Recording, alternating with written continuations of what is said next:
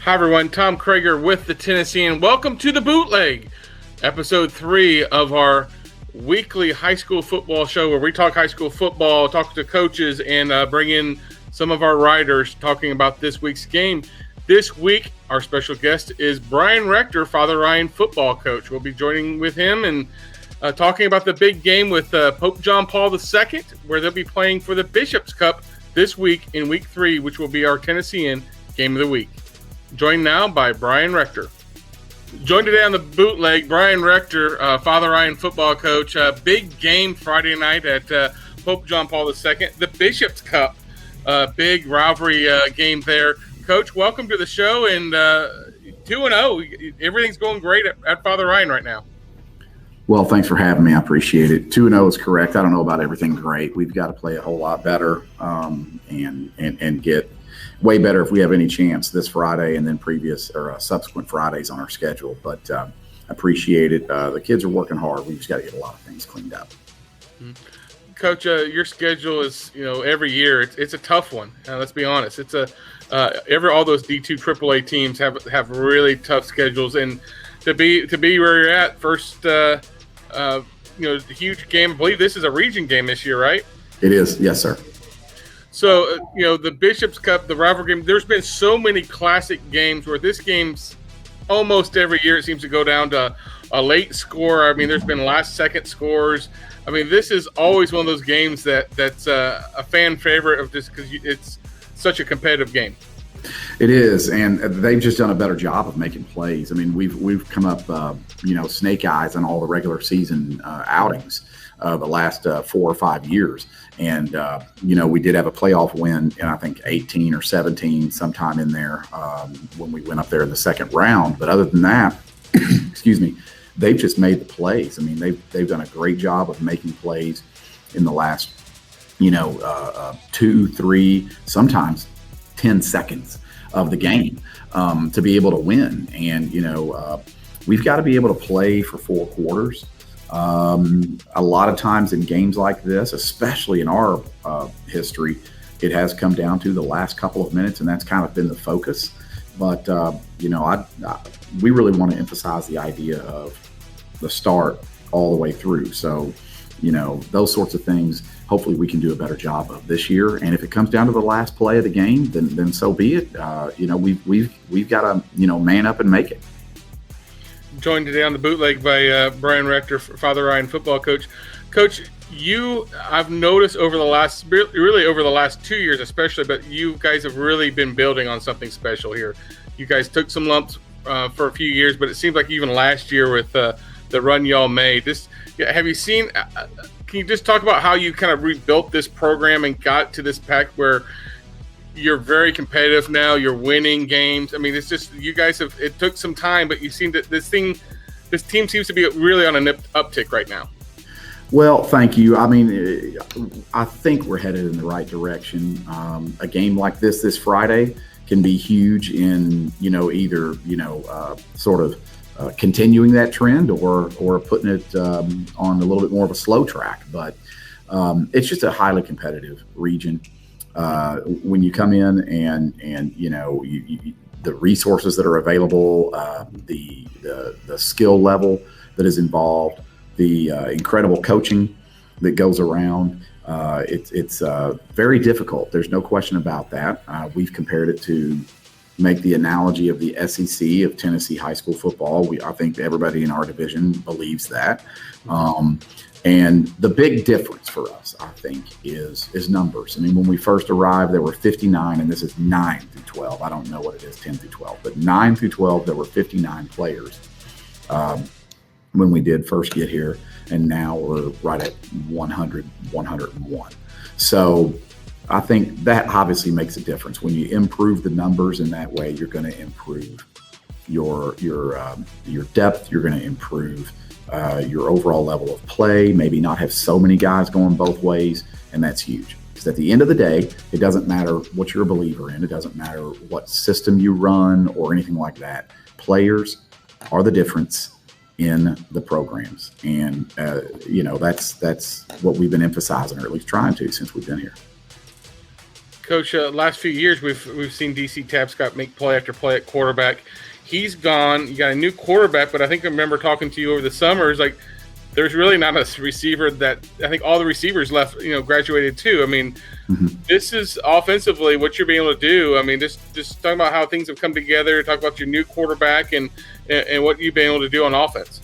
Well, we'd like to be able to do more, but when you do graduate as the quarterback and every receiver that pretty much got reps from the previous year, you need to pare down the call sheet big time. And so that's what we've done. We've made a couple plays. We'd like to make a few more. There's no question about that. We haven't done a great job, and I figured this might be the case early on, hoping it wouldn't be, but we haven't done a great job of being as precise in our routes or as accurate in our throws. And we've dropped a couple of big ones. We had 2 big drops in the game last Friday that matter a whole bunch. So as time goes on, we've got to get that experience, and these guys have to step up. They're great kids. They're doing, they're trying very hard, but there's nothing that really substitutes for experience in a varsity game, to be quite honest with you. Coach, you face a JP2 team that, Justin Geisinger does such a great job there.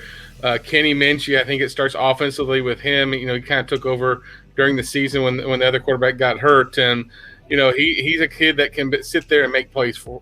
I guess he's a guy that you really got to kind of be alert of the whole time, because he can do so many things on the field. No question. Anybody in D2 AAA that takes snaps, they're going to be fairly legit, and JP2's quarterback is certainly in that category. He's super good. But honestly, I think that they're just really good top to bottom. Their line of scrimmage between their offensive line and their defensive line is really nasty. Their receivers run really precise routes and secure the ball very well. They have a defense that pursues to the football maybe better than anybody I've seen in recent years.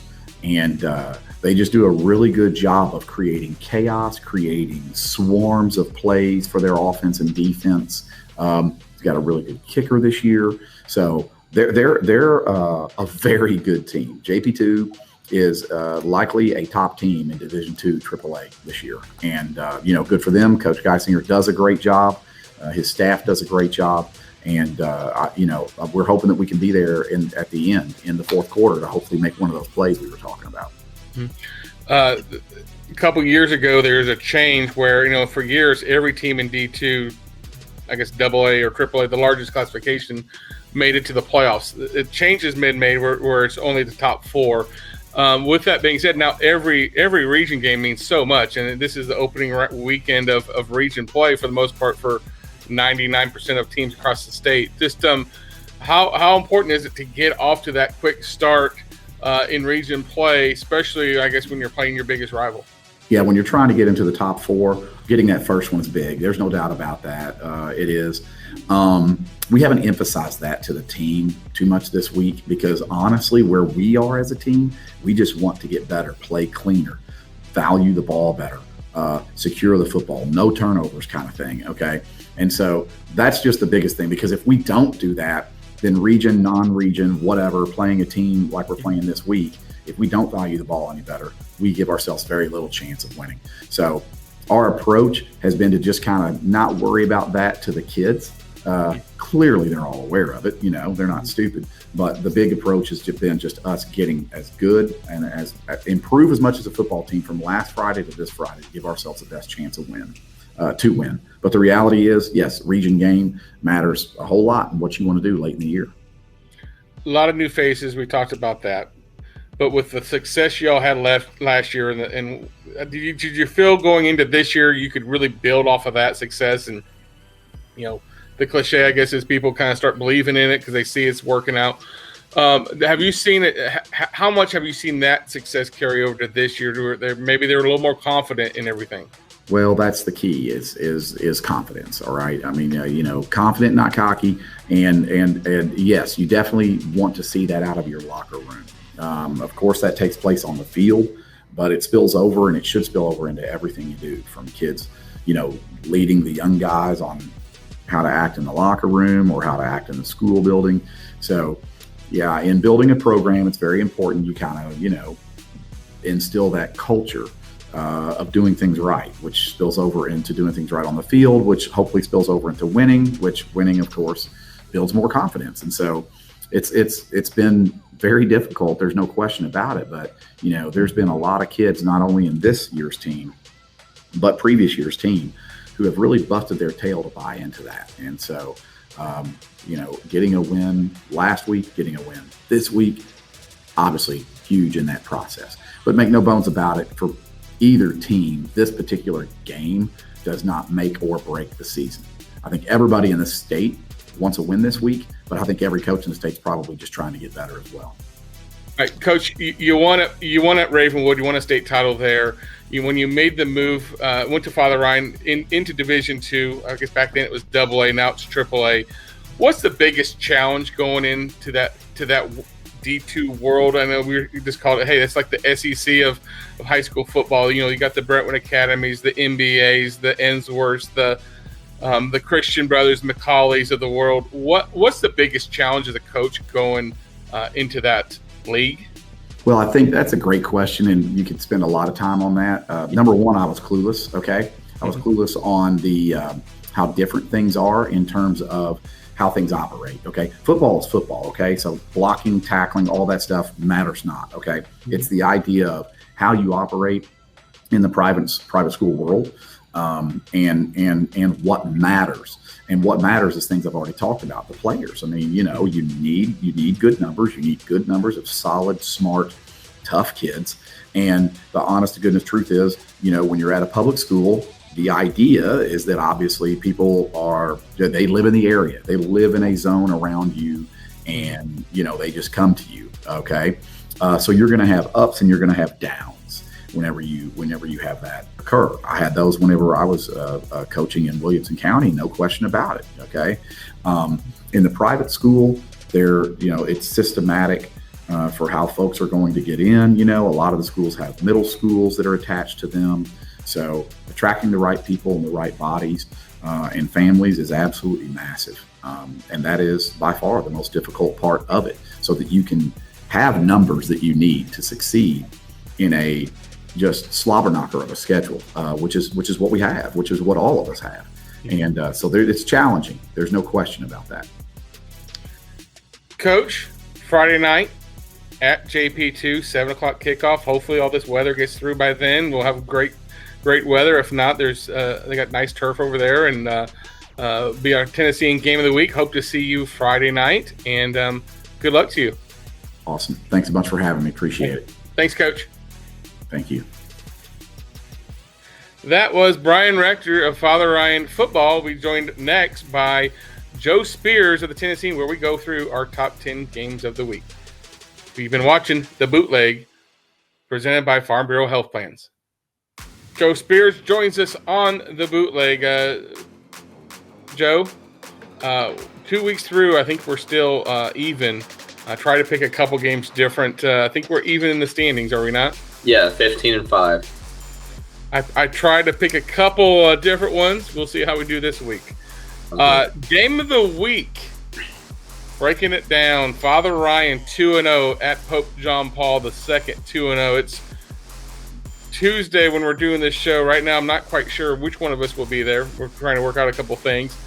But Joe, break that game down for me. Great. It's for the Bishop's Cup. Great rivalry game. Yeah, absolutely. I mean, Kenny Minchie's been lights out for Pope John Paul through these first two games. He's one touchdown off of what he had last year. He's got 9 so far, no interceptions. He's completing 75% of his passes. He's good. He's really good. And that Pope John Paul offense has been really good. Father Ryan's been a really good surprise as well. They've really turned it around. They beat Brentwood last week, 26-13.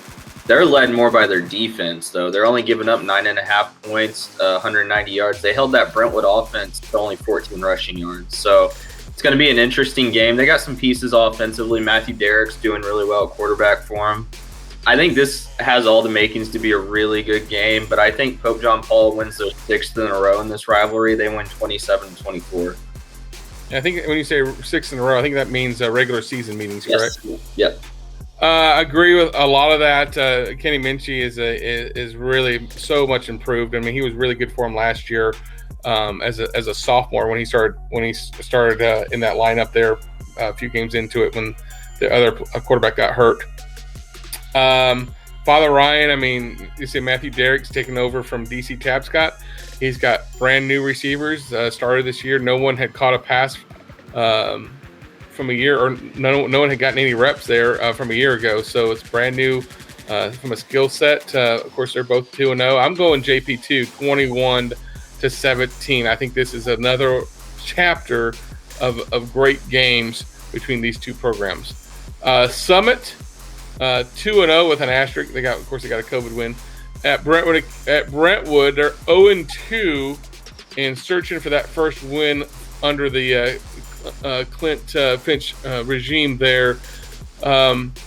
Summit not playing, does that hurt them last week? It might, but I think this team is so good. I think they may be a little rusty early on, but they showed last year that they could go almost a month without playing, and then they went on to win a state title. That team might be better this year with Keaton Wade back in the lineup. They face a Brentwood team that is kind of struggling. We didn't see this sort of struggle maybe coming from him. Davis White was really good last week against Father Ryan, 20 for 33, 259 yards and 2 touchdowns.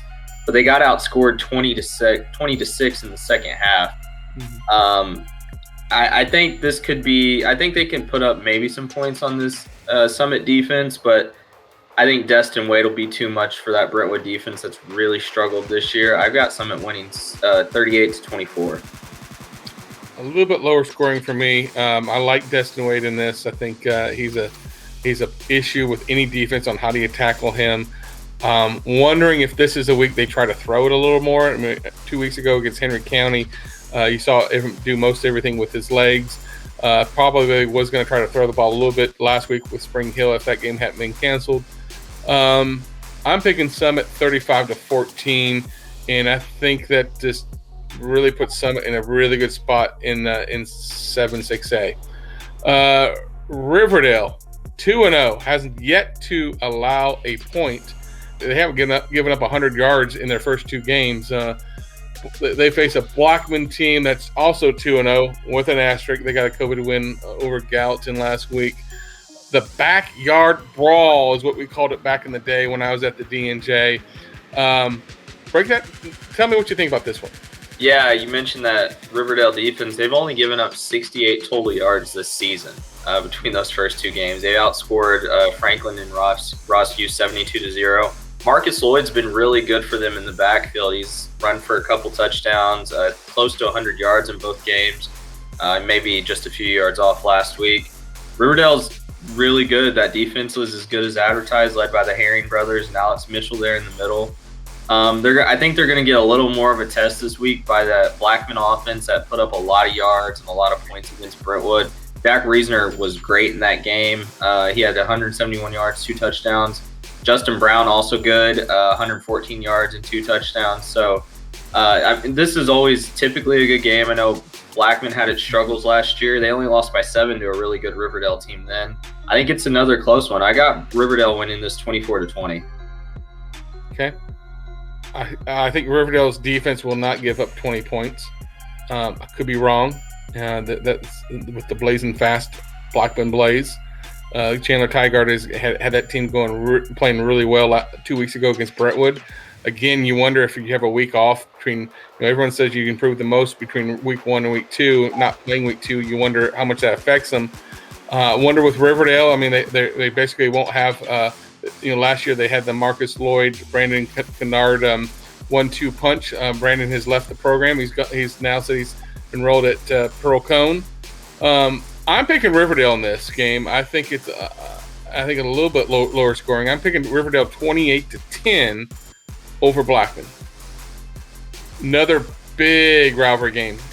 Beach at Hendersonville. Beach is 2-0. Hendersonville 1-1. That one loss is to Oakland. Tell me about it. Yeah, Beach defensively has been really good through these first 2 weeks. They've only given up 14 points. They beat Henry County 17-7 last week after beating Farragut 20-7 week 1. kind of did it a little differently last week, though. Jackson Ford was 8 for 10, 154 yards and 2 touchdowns. Beach historically known for running the ball, I guess. And then, they do that against Farragut last week. They passed the ball to beat Henry County. So kind of showing all signs. They're not putting up a ton of points. They're winning games, though, and that's what matters. Hendersonville, like you said, they lost to Oakland week 1. Not a bad loss. We all know what Oakland can do. Last week they beat South Warren 27-20. They had 247 rushing yards in that game, and I think Ellis may have had 3 or 4 touchdowns. So it'll be for Beach. It'll be all about stopping him. I think for the most part they do. I think he scores a touchdown or 2, but overall I've got Beach winning this 21-14. They're playing really well right now. Getting closer. I like Beach in this game. I think I do think Ellis. If Hendersonville wins, Ellis, who actually was from Ellis Middle School, for those that are not aware of that, I think he could be the difference maker for him. I think he's a very dynamic player for Hendersonville. But I got Beach winning this game 21-17. Maybe the swing game of the week. I don't know. I haven't seen your picks. McCallie, 2-time defending Division II AAA state champion, 2-0. They go to NBA, who's 1-1 with a loss to Pearl Cone. This was 2 years ago that they played each other in the state championship game. What do you have in this game? I think this is going to be a really good game. I think NBA is going to be a little fired up after that loss to Pearl, where they led 21-12 in the third quarter. Barry Brown just kind of went out of his mind in that game, though, led Pearl to the win. Marcel Reed kind of struggled a little bit compared to what he has done, 9 for 15, 120 yards, and only 1 touchdown. He also had 78 rushing yards, but couldn't do enough to beat Pearl. I think he bounces back, but not enough to win this game. I think McCallie, led by William Riddle and Tario Price, I think they've got a little too much for that Big Red defense. I've got McCallie winning a classic 31-28. Got one thing to ask you. What about the Big Red? Marcel Reed, Brett Hales, Eric George on defense. This is a team that can make plays. You got Grayson Morgan on the offensive front. I think this is a chance for them to show everyone that NBA is a serious player in Division II AAA this year. I think Marty Hoover will have a great plan to slow down McCallie. Playing at home doesn't hurt. I've got NBA 20-10. Maybe my upset special. East Nashville 1-1 at Stratford 1-1. Probably the best Nashville Metro game of the week.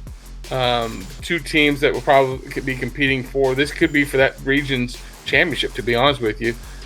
What you got on this game? Yeah, both of these. East Nashville had a COVID win last week, but they started the year off rough with a loss to Father Ryan, of 35-6 loss. Stratford had a nice win to open the year, and then they got blown out last week by Overton. So it's 2 teams really looking to make a statement this week. Last year, East Nashville cruised 42-7 in this game. I think it's a little different. They lost a lot of key pieces from that offense.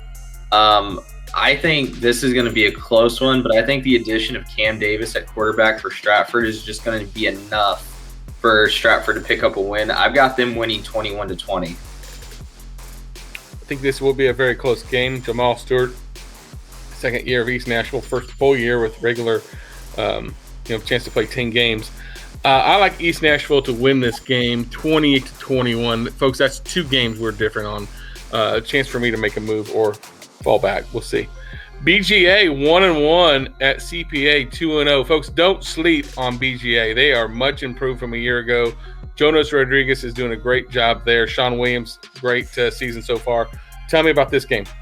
Yeah, you got to watch CPA in a classic last week against Brentwood Academy. It would have been a great game to see. We all know what Langston Patterson can do. The 2 touchdowns last week, including the one in the fourth quarter, and then he helps out on that big defensive stand. BGA's played a great schedule so far. They beat Brentwood. They lost barely to Ravenwood. That was kind of a back and forth game. Ravenwood scored with just over a minute to go. Sean Williams has been great for BGA this year. 343 yards and 5 touchdowns through 2 games. I think this is close early on, kind of like how the CPA games have been so far, but in the second half, CPA, led by Cade Law and Langston Patterson, they pull away. I've got them winning 38-21. You got Jonas Rodriguez, Ingle Martin, both similar style coaches. They want to play a lot of smash mouth. You got Cade Law and Langston Patterson making big plays for CPA. You got Sean Williams making big plays on the ground for BGA. Is it Brett Brown, I think it is, at quarterback there at BGA. Had a big game last week. I think this is, last week we had Jackson Matthews make a big stop, on that last play, stripped the ball and recovered a fumble there to help CPA win that game. As much as we talk about the Langston Patterson and Cade Law, I think someone unknown may step up for CPA to win this game 28-24 over BGA. Everyone's favorite team in Tennessee should be retaking the field this week.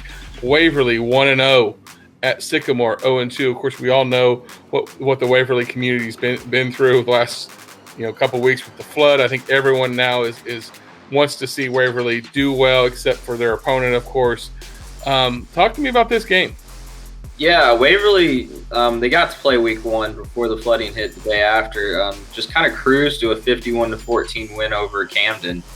They got a lot of pieces. This Waverly team, even though we haven't gotten to see them that much this year, Jacob Dooley at quarterback, he's a heck of a player. And I think he's in for a big game against this Sycamore team. Sycamore didn't play week 1 due to COVID reasons, and then last week they lost 25-12.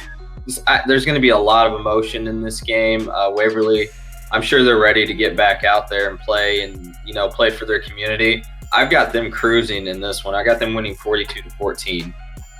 Okay. I'm picking a closer game, and here's the reason why. I think under normal situations, I think Waverly would win handily. But you got to remember, one, they didn't play a week ago. They didn't start practice until about Tuesday.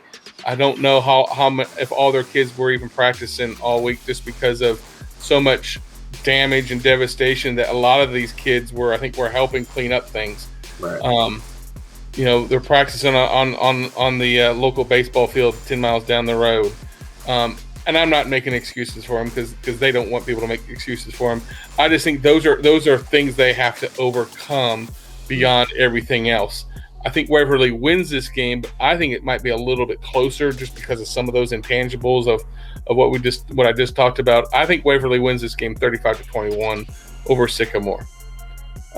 Stewart County 2-0 at Fairview 1-1. Break this game down for me. This is a good one. Fairview won this one 27-26 last year. They were down 26-7 in the third quarter. They've rallied. They ended up winning this game, winning the region, which ended Fairview's long reign on that region, which I know Fairview is not exactly happy about. I think this has got all the makings to be another great game. That Fairview team lost a lot, though. Stewart County was off last week. They got a COVID win. Fairview got back on track. They beat Creekwood 28-7. They were led by Kennedy Pendergrass, who did a little bit of rushing, a little bit of passing, kind of did it all for them. But Will Page and that Stewart County offense, they returned almost everybody there. I think they have a little more for Fairview this year, and even if it is at Fairview, I've got them winning 27-21. You got Stewart County winning this game? Yeah, I got Stewart County winning this one. Woo! We're mixing it up this week, folks. This is going to be a fun week. And do something Fairview. different. First week, I believe, on the turf for Coach Chris Hughes after they had to move a game last week. This is a game that they have thought about and they have probably talked about all year long. This is the game that cost them that region title. We talked about that streak. And I think that's something that's been a very big motivation for this Fairview team. I think Fairview wins this game 20-14. I think it's 3 games difference. I love it. All right, last game on the list. Friendship 1-1 at DCA 2-0. What do you have?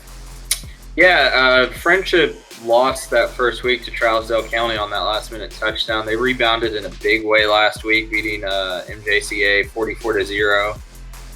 Little more of a challenge this week with DCA. This DCA team scored 48 points in back-to-back games. They've outscored teams 96-16. It was a good game last year. DCA won it 24-14. I think it's another good game, and it's close maybe through the first three quarters, but maybe DCA scores a touchdown late, and they win this one 30-17. Defense will win this game. This is a big-time rivalry game. I believe these guys used to be region opponents. They're in opposites now. DCA, Paul Wade's done a great job since he's been there. John McNeil there at Friendship, he's won state titles. Of course, he's a great baseball coach and football coach.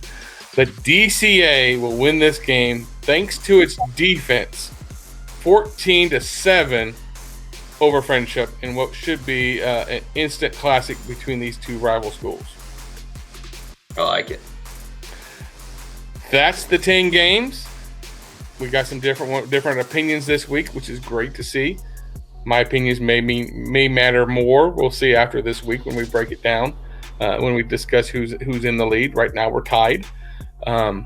Great having you again. Great having you again, Joe Spears, on the bootleg, and hopefully this wet weather gets through the area before Friday night. Absolutely.